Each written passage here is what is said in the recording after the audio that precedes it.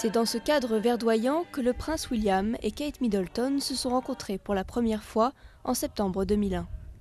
Ils venaient tous deux de commencer leurs études en histoire de l'art à l'université de St Andrews, en Écosse. En février, tous deux sont revenus sur place pour participer aux célébrations du 600e anniversaire de la vénérable faculté.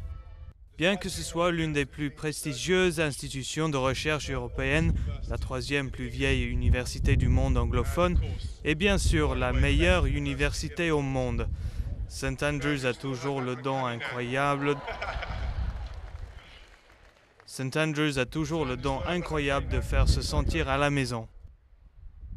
St Andrews est situé sur la côte est de l'Écosse. Son château et sa cathédrale, aujourd'hui en ruine, datent du XIIIe siècle.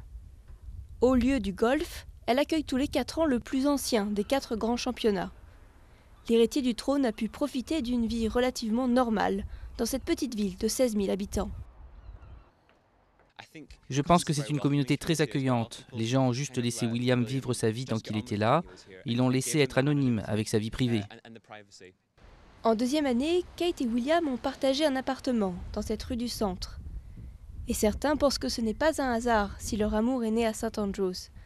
Des recherches suggèrent que plus d'étudiants rencontrent leur futur époux ici que dans n'importe quelle autre université britannique. C'est un lieu d'une beauté spectaculaire. C'est une ville médiévale sur la côte, avec une lumière du soir incroyable. C'est tout petit et l'université attire une communauté cosmopolite. Je pense que c'est la combinaison entre les intellectuels et cet environnement magnifique qui crée une ambiance romantique. Quand William et Kate étaient étudiants, ils étaient protégés par des lois strictes sur la vie privée. Une fois mariés, ce bouclier contre les médias et l'intérêt public va peu à peu disparaître. Peut-être que dans le futur, ils repenseront à la petite ville écossaise balayée par le vent, comme à une époque de délicieuse normalité.